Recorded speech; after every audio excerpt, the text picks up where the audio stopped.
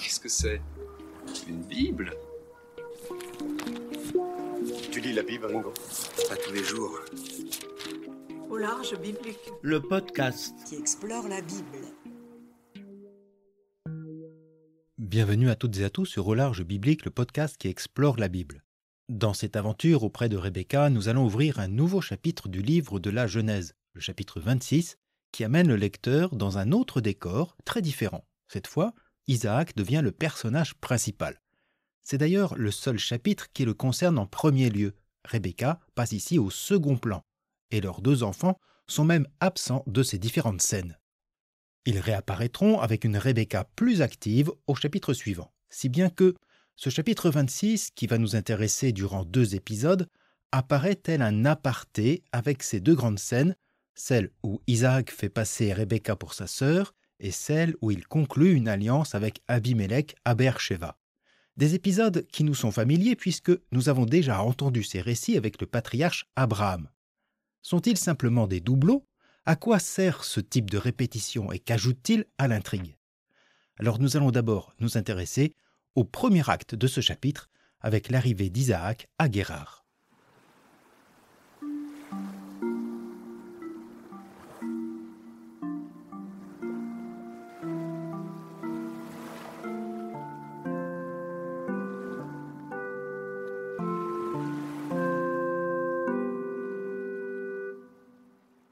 Avec ce texte, nous pourrons nous étonner de l'absence des enfants qui furent quand même les personnages principaux de l'intrigue précédente.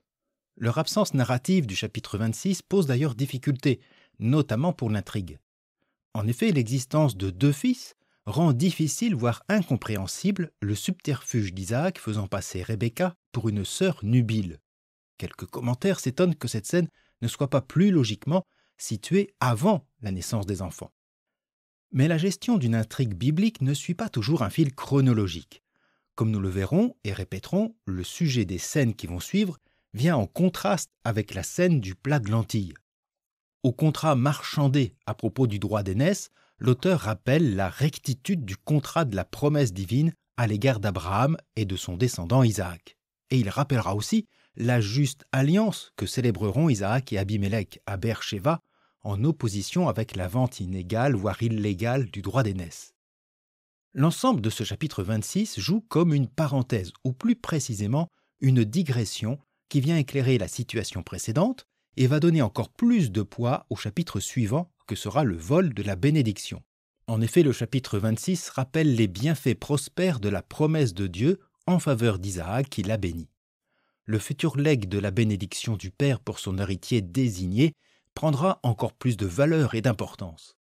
Mais nous n'en sommes pas encore là. En tout cas, la mention de la bénédiction et de la promesse divine ponctue le chapitre 26.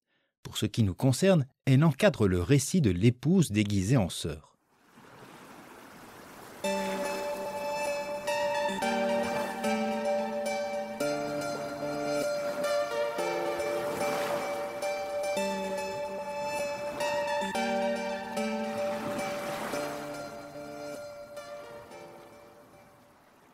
Il y eut une famine dans le pays distinct de la première qui avait eu lieu au temps d'Abraham.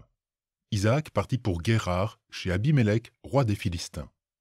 Le Seigneur lui apparut et dit : « Ne descends pas en Égypte, mais demeure dans le pays que je t'indiquerai. Séjourne dans ce pays et je serai avec toi, et je te bénirai. À toi et à ta descendance, en effet, je donnerai ces terres, et je tiendrai le serment que j'ai prêté à ton père Abraham. Je ferai proliférer ta descendance, autant que les étoiles du ciel. Je lui donnerai toutes ces terres, et en elles se béniront toutes les nations de la terre. Parce qu'Abraham a écouté ma voix, et qu'il a gardé mes observances, mes commandements, mes décrets et mes lois. » D'emblée, le rédacteur nous renvoie explicitement à la situation d'Abraham en Genèse 12, quand celui-ci se réfugia en Égypte et fit passer Saraï pour sa sœur. Un épisode qui se situait justement après la promesse faite au patriarche de quitter son pays pour recevoir une terre, une descendance nombreuse et devenir une bénédiction pour les nations.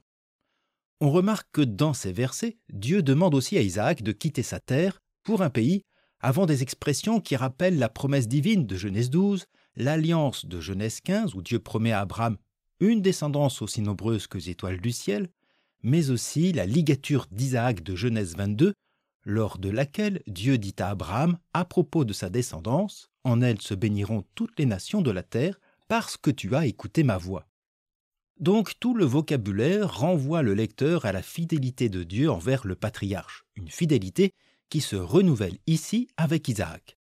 Ce qui a été promis à Abraham l'est encore à son fils, son unique, de manière explicite.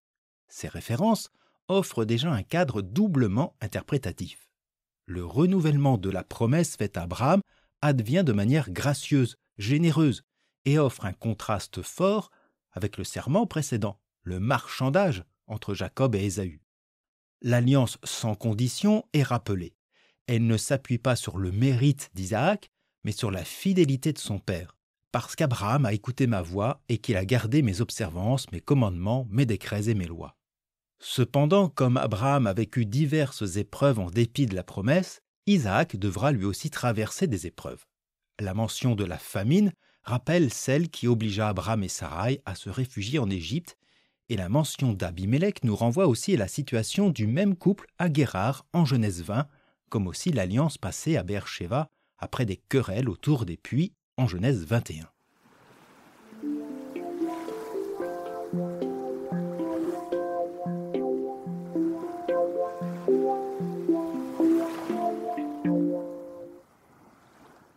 Après ce passage sur le renouvellement de la promesse, le récit va nous faire entendre l'épisode où Isaac fait passer Rebecca pour sa sœur.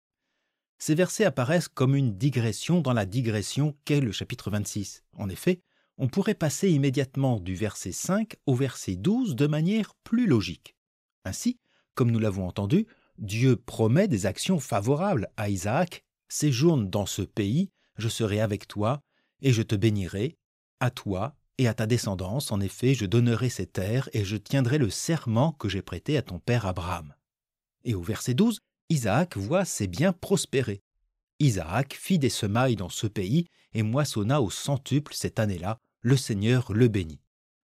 La promesse aurait été ainsi suivie aussitôt de son accomplissement.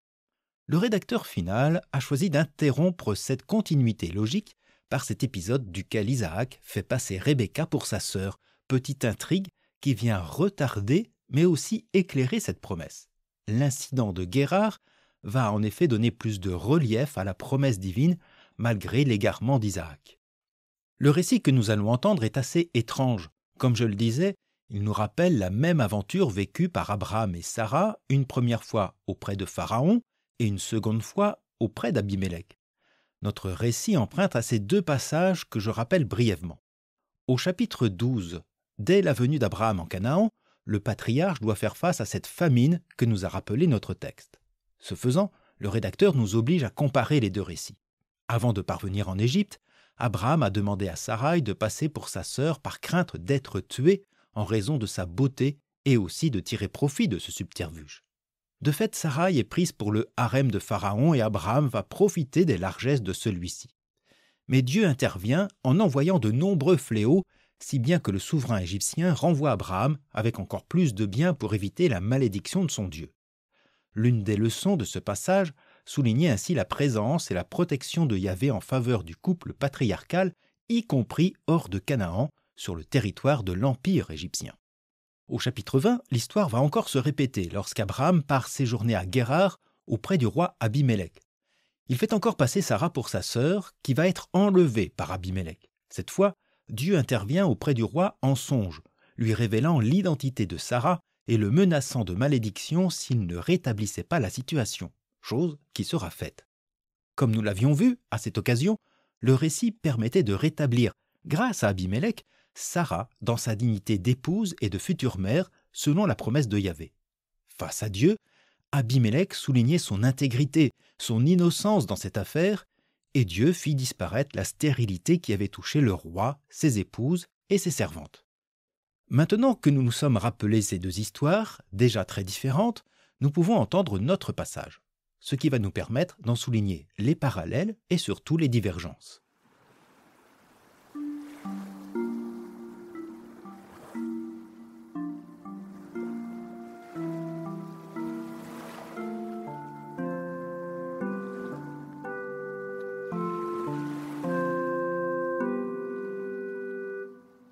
Isaac habita à Guérar.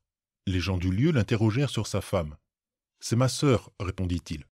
Il craignait de dire qu'elle était sa femme par peur d'être tué par les gens du lieu à cause de Rebecca qui était charmante à voir. Il avait passé là de longs jours lorsque Abimélec, roi des Philistins, regarda par la fenêtre et vit qu'Isaac s'amusait avec Rebecca sa femme.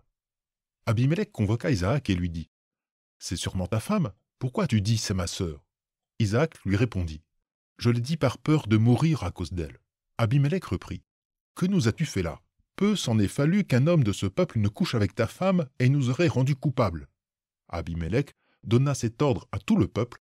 Quiconque touchera à cet homme et à sa femme sera puni de mort. Vous avez pu repérer les points communs avec les mêmes récits du cycle d'Abraham. Nous sommes dans le contexte d'une famine, comme en Genèse 12, et d'un déplacement à Guérar, comme en Genèse 20. Comme pour ces deux passages, une épouse est désignée comme sœur en raison de sa beauté et de peur d'être tuée, un subterfuge qui fait long feu après avoir été découvert par le souverain. La trame générale est bien la même. Cependant, les différences sont plus nombreuses.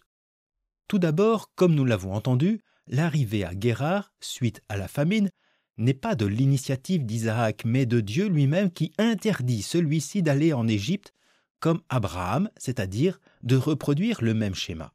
Abimélec n'est plus le petit roi de Guérar, mais ici, il est désigné tel le roi des Philistins.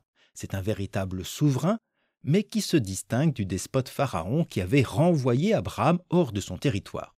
Il nous a été décrit, avec le cycle d'Abraham, comme un homme sage et intègre, à qui Dieu s'est adressé directement en songe.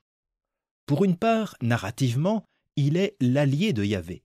Vous allez me dire, il ne peut s'agir du même Abimélec puisqu'Abraham le rencontra l'année précédant la naissance d'Isaac et que celui-ci a désormais bien plus de 60 ans après la naissance et la croissance de ses deux enfants, soit, admettons, ad minima 75 ans.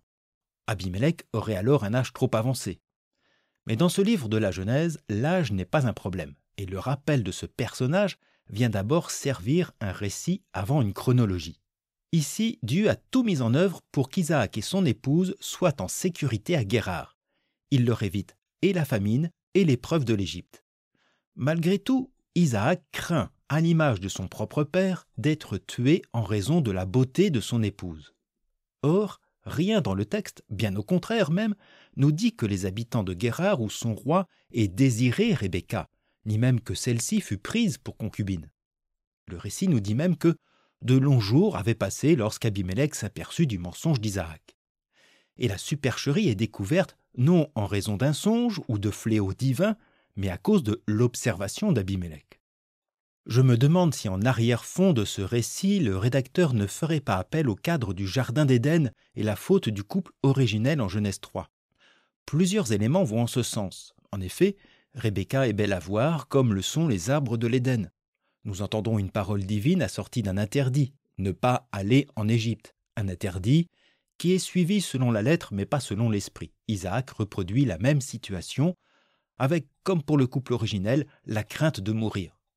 De même qu'en Éden, nous sommes en présence d'un couple qui se cache, mais qui finalement est découvert par le souverain. Notre récit ne vient pas reproduire ni mimer Genèse 3, mais il s'appuie sur cet arrière-fond pour l'éclairer.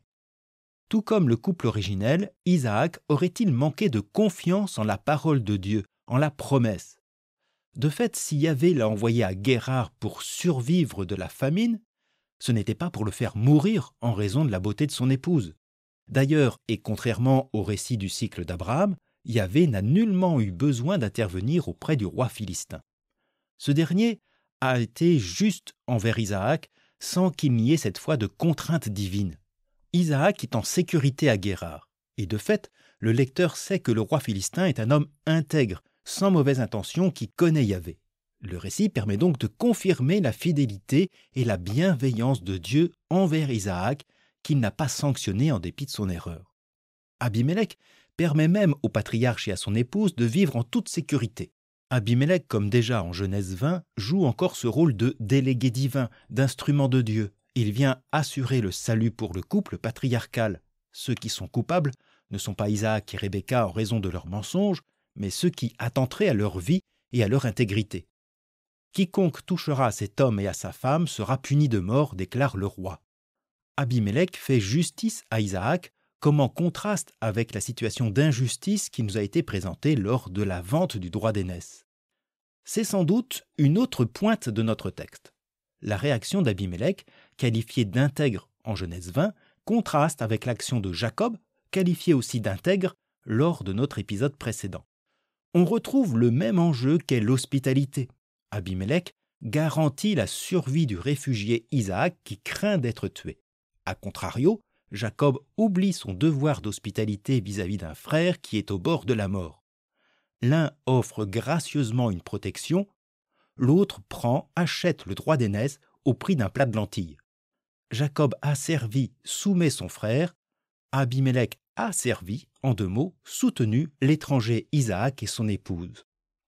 Dans notre récit, le souverain, le grand, sert le plus petit, le réfugié de Yahvé, ce qui vient finalement éclairer la manière dont l'oracle de Yahvé pourrait s'accomplir. Le service n'est pas réductible à la servitude. Bien au contraire, à travers ce récit, le rédacteur rappelle que, par sa parole, Yahvé a servi la liberté, le salut du couple Isaac-Rebecca en l'amenant à Guérar. C'est bien ce que va confirmer la suite de ce passage où va nous être encore évoquée la bénédiction de Yahvé en faveur d'Isaac.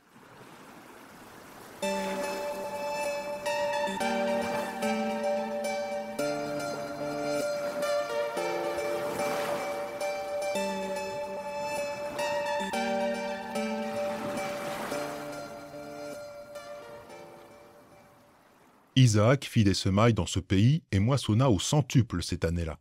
Le Seigneur le bénit, et il devint un grand personnage. Il continua à s'élever jusqu'à atteindre une position éminente.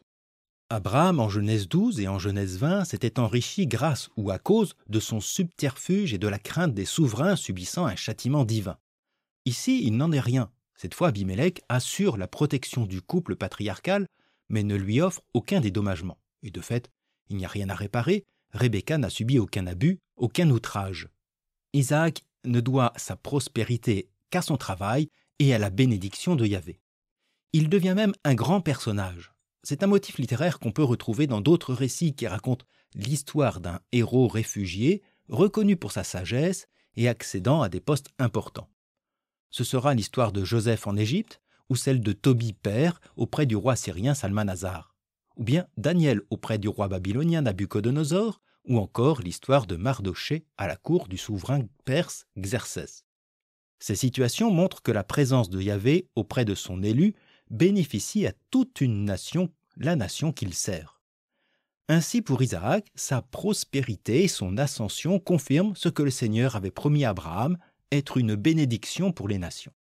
Dieu fait prospérer Isaac sur cette terre et accède ainsi à une position éminente. Ce petit passage nous fait passer de la famine à la gloire, de l'humiliation crainte à l'assurance du succès. Du moins à ce stade du récit, car comme Abraham en son temps, d'autres épreuves l'attendent.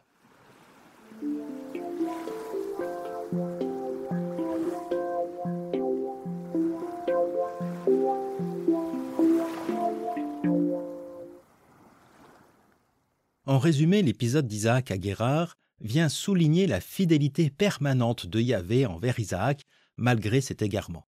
Le serment fidèle de Yahvé vient aussi en contraste avec celui de Jacob et Ésaü. L'épisode rappelle le sens et l'importance de l'alliance entre Yahvé, Abraham et ses descendants. Il nous reste encore un point que je n'ai pas abordé. Et Rebecca dans tout cela. Elle demeure silencieuse, passant au second plan, comme ce fut le cas pour Sarah au temps d'Abraham.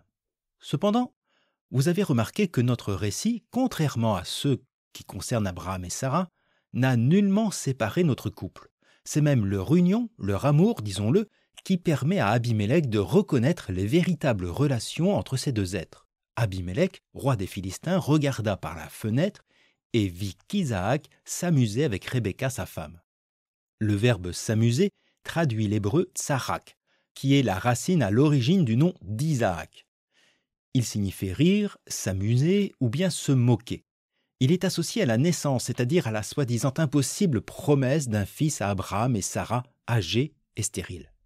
Abraham, comme Sarah, ont ri en attendant l'annonce de cette naissance. Un rire qui relève plus de la moquerie, du scepticisme que de l'humour. Un peu plus tard, Sarah va expulser Ismaël, l'autre fils d'Abraham, et sa mère Agar, parce qu'elle a vu les enfants rire, s'amuser. Dans ces trois situations, le rire rappelle le destin d'Isaac, d'être l'héritier, lui qui n'est pas l'aîné. Le texte nous avertirait donc du possible basculement à propos des deux enfants de Rebecca. Mais le détail éclaire également notre récit. Ici, Isaac s'amuse avec Rebecca comme il s'amusait avec Ismaël son frère, du moins pas de la même manière. Ici, évidemment, dans ce contexte, l'amusement pourrait avoir un sens plus sensuel ou érotique. Nous sommes en présence d'amants, d'une épouse et d'un époux. Or, c'est dans la qualité de cette relation entre Isaac et Rebecca qu'apparaît la vérité aux yeux d'Abimélec. Rappelons que Rebecca fut choisie non pas uniquement en raison de sa généalogie, ni en raison de sa beauté, mais en raison de ses qualités, de sa bonté. Or, le texte de Genèse 26 use du mot hébreu tov, qui signifie à la fois beau et bon, pour décrire Rebecca qui est charmante. Ce mot rappelle que Rebecca était à l'image d'Abraham, et tout aussi hospitalière. La relation aimante entre Isaac et Rebecca observée par Abimélec n'est pas sans rappeler le lien d'alliance. C'est leur témoignage d'amour, qu'ils n'ont pu cacher, qui vient révéler la vérité à Abimélec.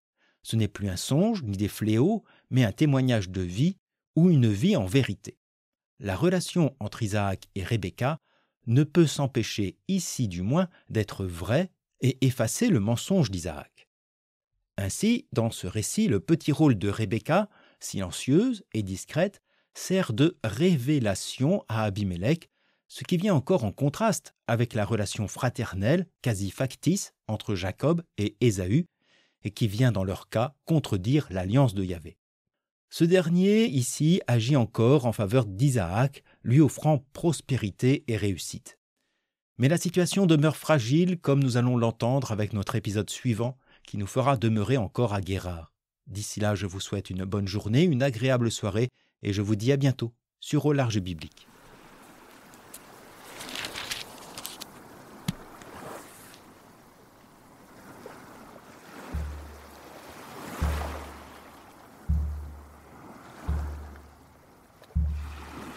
Au Large Biblique est un podcast créé et animé par François Bessonnet, prêtre et bibliste.